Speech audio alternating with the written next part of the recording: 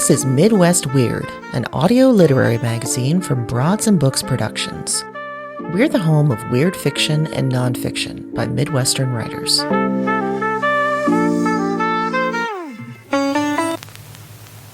Today on Midwest Weird, Eviction Notice, a short story from Joshua Grasso, read by the Midwest Weird team.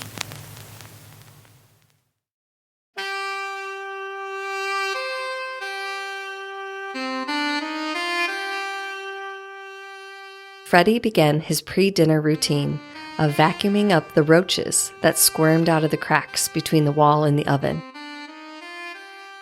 Anything over 350, and they came running. It was easy to catch the small ones that scurried out in blind, delirious circles, but eventually a real beast would pop out with wings and flailing antennae. Those were too big to suck up with the mini-vac, so he would trap them in a glass and hurl them outside, where they would scurry off into the grass to join their displaced brethren. "All hail the patron saint of cockroaches," Maya said, pushing past him with the laundry. "Hell, you know I can't kill anything. My father, remember, he used to torture bugs, pull their legs off right in front of me. It fucked me up." "How long till they start pulling our legs off?" she asked, fading away.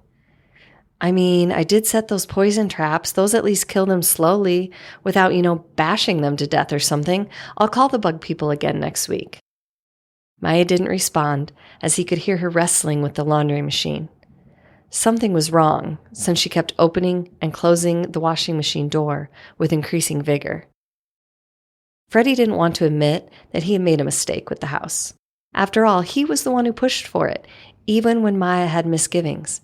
Felt the kitchen was too small, the neighborhood too isolated, that everything felt off somehow, especially the trees perched on every side of the house like watchdogs. He felt it too, but called it cold feet after so many years of apartment living. Still, it was the best option for what they could afford, and their kids needed more room to grow, a yard to play in. The agent picked up on their indecision and said that it was a great starter home, suggesting, with a look at their children, that they were behind the curve. Besides, if they needed more room or if other kids came, no pressure, they could always sell it for a tidy profit. It's a seller's market, with no regrets. But could they?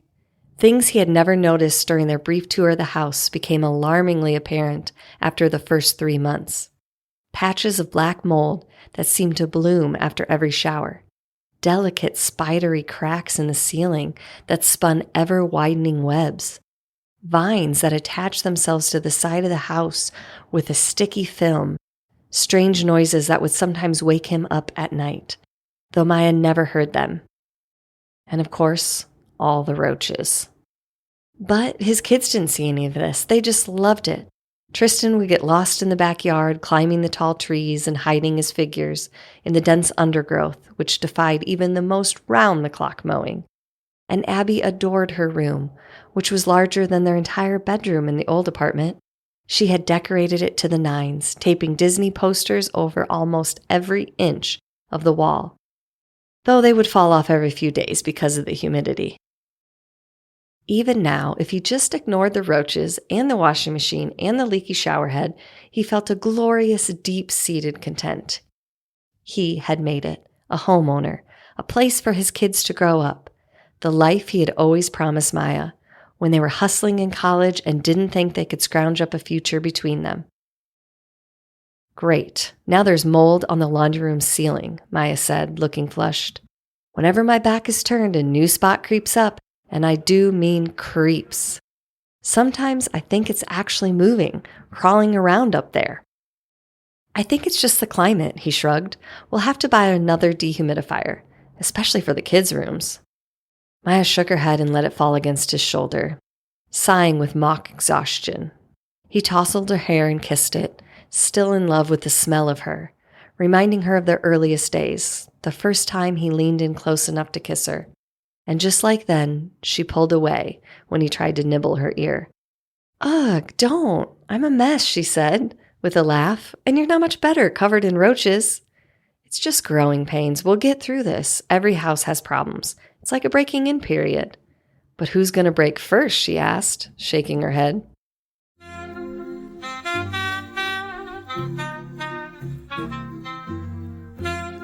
After dinner, as Freddie was washing the dishes, the dishwasher didn't work naturally. He watched his neighbor weed-eating along their shared fence. The grass had already sprouted up through the cracks in the fence and seemed to be probing for weak spots. His neighbor was red-faced and sweating, his old college t-shirt already pit and grass-stained. Freddie knew he had mowed alongside the fence 2 or 3 days ago, and it hadn't rained a drop since then. So why all the weeds? As he finished the final plate, Freddie turned off the water and decided to diagnose the problem with a beer. He made a gesture to Maya, who was busy with the kids at the table, scribbling and coloring. She gave him a quick nod while leaning over Abby's picture with a crayon. Once outside, he approached his neighbor, whose weed eater seemed to have malfunctioned. He was struggling to open the spool retainer, though his fingers kept slipping off. "Hey, neighbor, looks like you could use one," Freddie asked, raising the can. "Huh? Oh, yeah, thanks," he said. "This damn thing. Every other time I use it, the feed stops advancing, and look it, I'm only halfway done." "It seems like we're always mowing out here, and it's barely even summer," Freddie said, opening a can. "Is it always like this? Where I'm from, mowing is something you can almost forget to do." "Yeah, well, welcome to hell," he said with a laugh. "I've lived all over the state, but nothing's like here, this neighborhood. Grass won't stop growing, even in winter. Damn bugs everywhere, ants, roaches, spiders, and the trees, guess you already know about them." Freddie looked up at them suspiciously. What about the trees? He didn't know a thing about them, other than the way they seemed to look down disapprovingly on their house and lives. His neighbor noticed Freddie's blank expression and smirked, as if anxious to reveal a trade secret. "They move. Seriously, don't laugh. They're always moving, rustling, groaning, even when there's no wind, especially in the dead of night. I swear I've seen a few of them change positions, just 1/4 of an inch this way or that. I don't let my kids near them, and I would keep yours well away from them too." Freddie didn't know how to respond to this, so he merely gave a timid laugh, waiting for the punchline. His neighbor took another sip of his beer, letting the weed eater rest against the fence, triumphant. Anything else I should know?" Freddie asked. "Don't drink the tap water. Not without one of those fancy water filtration systems. We got one installed a few years ago. A few kids got sick some years back. Not that anyone traced it back to the water, but still, I wouldn't." "Wait, the water's contaminated?" "I only know what I was told by Harry, who lives a few houses down," he said with a lazy gesture. "His wife's brother came down once and didn't like how the water tasted. He's a scientist, works for the EPA. Anyway, he took samples of the water there and even in a few other homes. Said it was off the charts bad, like 10 times what the state allows." "Jesus," Freddie said, thinking of the water he used for his coffee this morning. "What, like nitrates or something?" "I don't speak science," he laughed. "But I mean, that was a few years ago, and he reported it.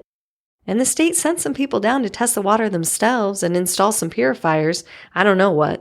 We got a letter in the mail a while back. Said it was all under control." "And you believe them?"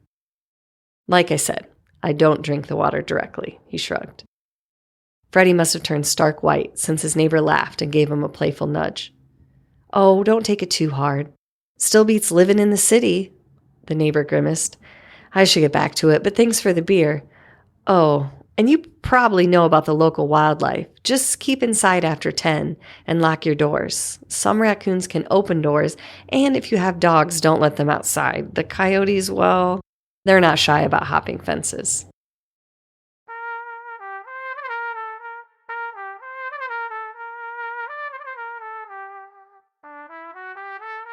After they put the kids to bed, Freddie collapsed on the couch, the TV off, his phone discarded, and just stared into space. He felt wave after wave of stupidity suck him under. What the hell did he know about buying houses? What did either of them know about choosing a neighborhood or know about water quality and local wildlife? And now his kids were in danger. They were all in danger. "What's eating you?" Maya said, plopping beside him. "You were like a space cadet all night. Is it work?" Oh no, I'm fine. It's just maybe we jumped the gun on this house, or maybe I did. Maya, what if I fucked up? Oh, baby, I'm just blowing off steam, she said, kissing his shoulder. I know I complain, and it is a lot to handle at times, but really I love it here. We all do. Don't second guess things like that. We came here for a reason. Will you stay up with me a bit tonight to listen to those sounds I heard and see if we can, hear anything else? He asked. She just stared at him for a moment, her mouth on the edge of laughter, only to realize he wasn't joking. Her eyes and face softened, and she reached out to him, nodding slowly. Oh, my poor Freddie, you really are worried, aren't you? I'm telling you it's nothing. Like you said, just cold feet. But yes, I'll stay up with you all night, just like we used to, cramming for exams, writing papers. Remember that? And how you used to take away my laptop and hide it all around the apartment, leaving me to come up with the sneaky ways to make you reveal its location? She leaned in and began kissing his neck, her hands sliding down his chest. He wanted to tell her he wasn't in the mood for once, and that they really needed to keep alert and pay attention, but that only lasted a few seconds. I mean, it was just a house. What was he so worried about? As long as they were here together, their kids safely snoring upstairs without a care in the world, far beyond the reach of the most intrepid raccoons and coyotes. Abby let out a terrible scream, an indistinct cry that was beyond language. They both shot up, staring at each other, waiting to see if she did it again, if it was just a bad dream. "Mommy!" she shrieked. Maya ran up the stairs and was taking them two at a time as Freddie stumbled after her. They barged into the room, which was glowing red from the nightlight. There Abby was, framed in silhouette, sitting up, the covers bunched around her chest. Maya ran to her side and clutched her protectively, feeling her head, her face. Freddie froze a feet or two from the bed, looking around, half expecting to come face to face with a coyote or something worse. "What, baby? What is it? What's wrong?" Maya asked, kissing her cheek. The walls, they're moving," she said in a whisper. "Moving? Moving how?" "Just like back and forth and all over." Maya nudged her head at Freddie. He looked at the far wall, which was too dark to really see anything clearly. In fact, it looked darker than it should for some reason, particularly since he could see the door quite clearly. He walked slowly to the light switch, and after a moment of hesitation, flipped it on. The walls were alive with spiders, dozens of small, jet black creatures crawling over one another, spiraling out over the ceiling. He could even see them inside the glass light fixture, their shadows enlarged against the floor, shimmering over Abby's toys in bed. "Holy fuck," Maya said, eyes wide. "Get her out of here, downstairs," he said. Maya scooped her up while Freddie backed out, his eyes fixed on the rapidly blacked out ceiling. He slammed the door behind them and felt for the rail, steadying himself, ready to sink to his knees. "Tristan, get Tristan," she cried. It took him a half a second to remember who Tristan even was. Then he burst into action, stumbling down the hallway to Tristan's room, where he found him sound asleep, his solar system blanket pulled tight to his chest. Freddie stooped down to wake him up, trying to rouse him. When he felt something sharp against his neck, he flinched, grabbing blindly behind him, only to feel it against his nose and cheek. Water. He looked up and could dimly make out raindrops falling all over his head, the sheets, the floor. "Daddy?" Tristan said, sitting up. "Why am I wet?" Freddie flailed for the desk lamp and, after knocking it down twice, managed to turn it on. A gigantic swell of mold spread over the ceiling, bulging with moisture. Water seeped through the cracks and rained down on the room, creating small puddles in his shoes and an upturned frisbee. He grabbed Tristan and pulled him out of bed, trying awkwardly to carry him to the door. He finally dropped him because Tristan was squirming and screaming something he couldn't understand. What's wrong?" he shouted. "Daddy, frogs!" Freddie followed his son's arm to the window, where every inch of the glass was covered with tiny, pulsating frogs. He tried to understand how frogs that small, or any frogs, could have scaled the walls to his son's second-story window. "Freddie," Maya called from downstairs. He took Tristan's arm and hauled him down the stairs, where they all collapsed in a pile on the couch, his wife sobbing, Abby rubbing her eyes, Tristan covering his head with a pillow.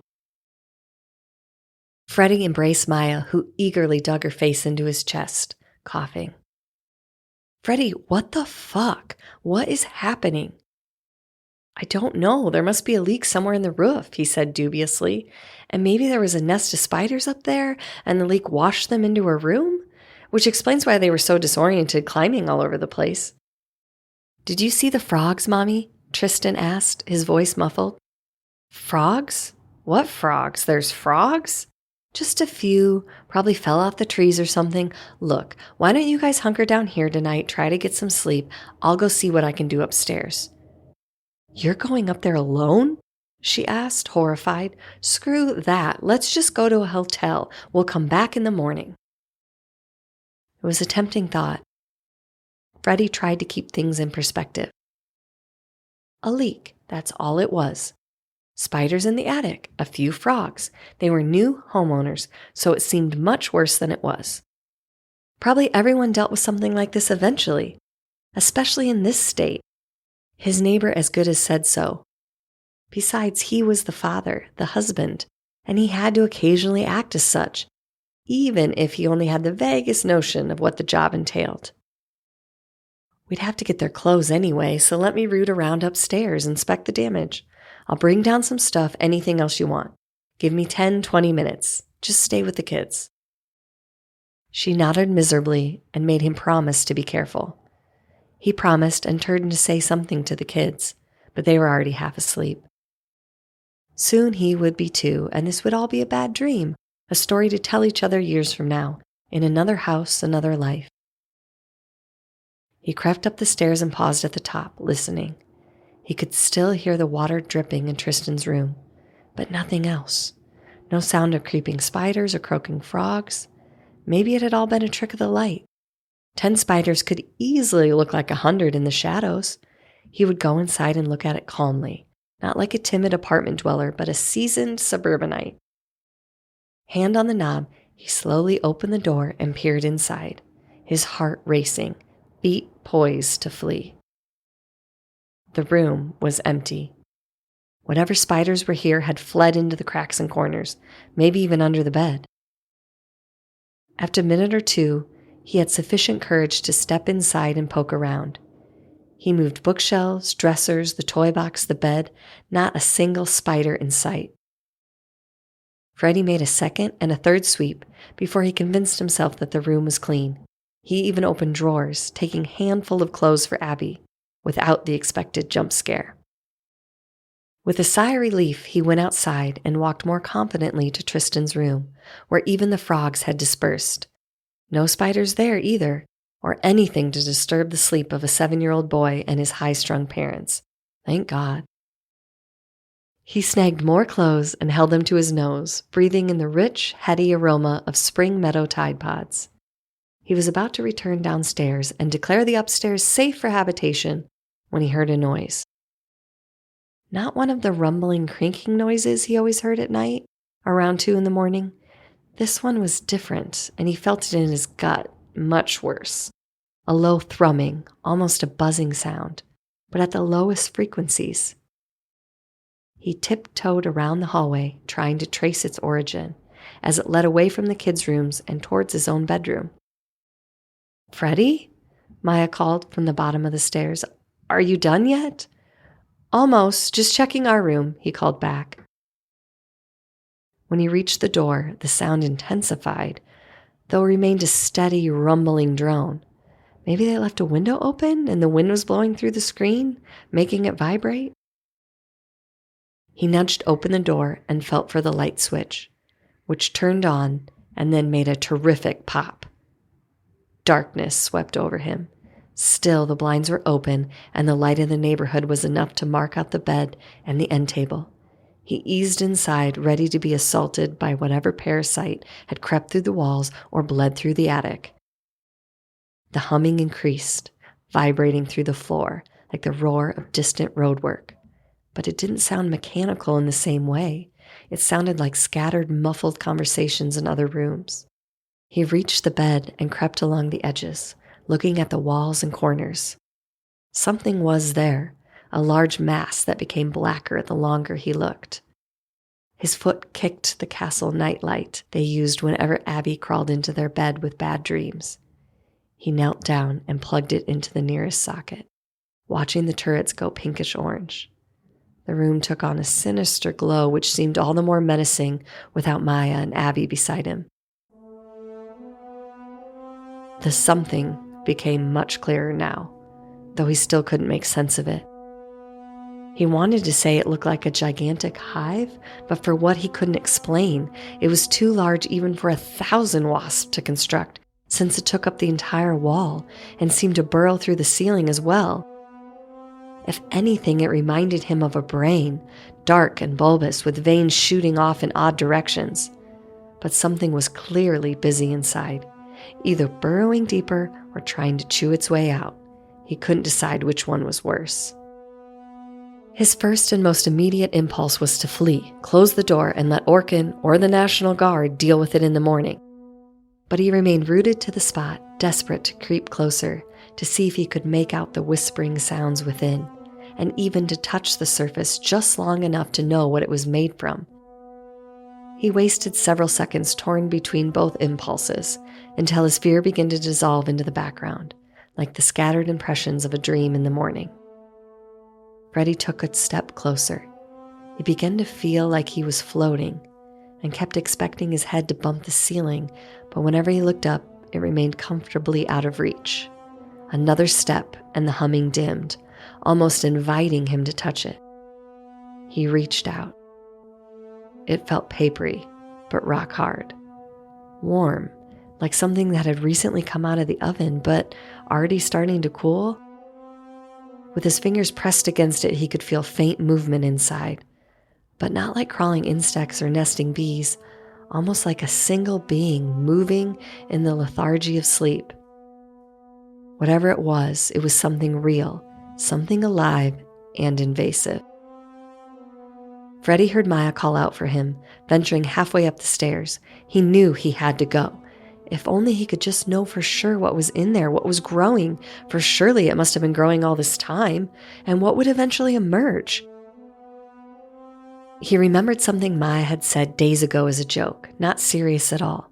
With all the damn bugs and the rot, it's like this house is trying to give birth to something.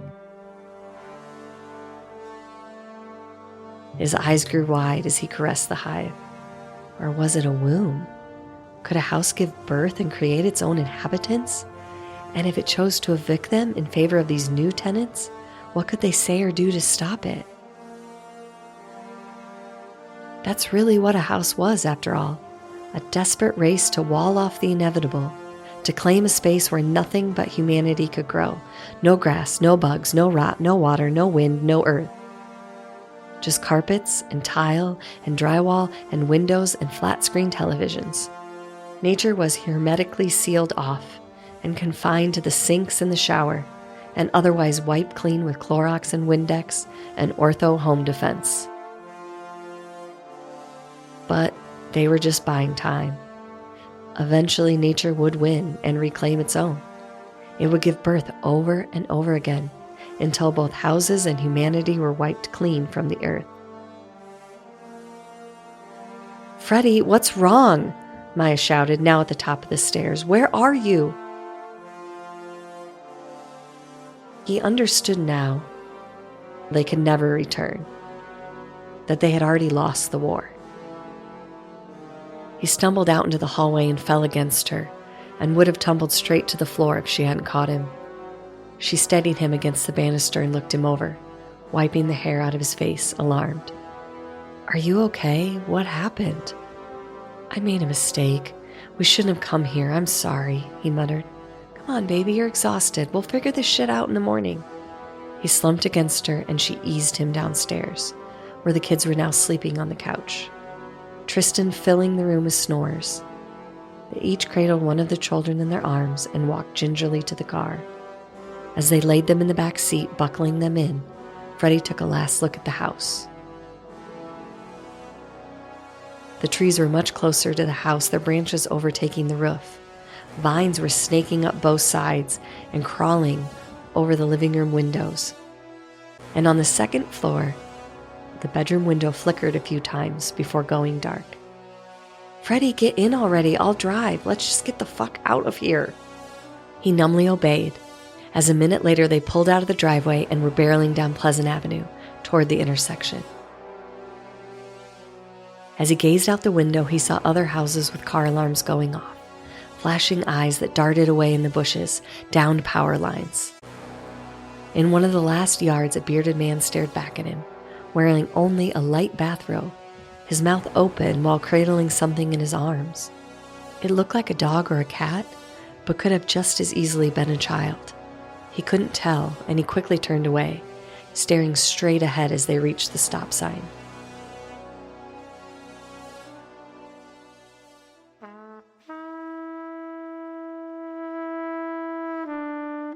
"I think I left the back door unlocked," Maya said, panicked. "Should we go back?" Freddie started to laugh, but the sound died in his throat. He finally coughed up, "Honey, I think we've been evicted." Her lips began forming, "What?" when something moist smacked against the windshield, then scampered away. All around them, things were moving, groaning, shattering. He heard other cars starting up, their lights crisscrossing the cul-de-sac and picking out immense, shambling shadows. The question died on her lips. With a final look in the rearview mirror, she hit the gas.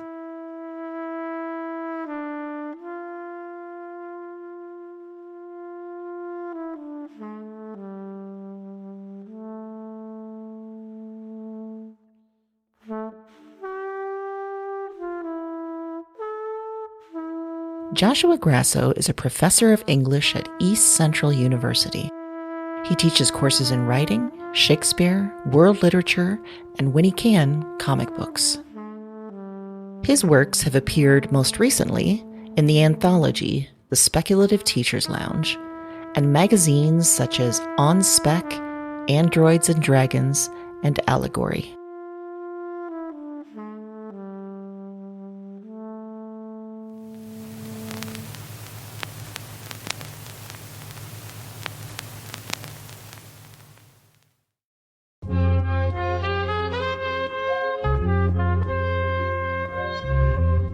We'll be back in 2 weeks with more weird stories. If you like what you hear and would like to support writers of weird stories, check out our Patreon. You'll get author interviews and more behind-the-scenes content. View the link in our show notes. Big thanks to current supporters on Patreon, especially those at the Make Me Famous level, including Haley Scarpino, Nick Thornton, Daniela Barzallo, Matthew Serbach, Last Name Greatest, and Dawn Burns. If you want your fiction or nonfiction to appear on Midwest Weird, send us your work. Read the show notes for a submission link. Thanks for joining us, and stay weird.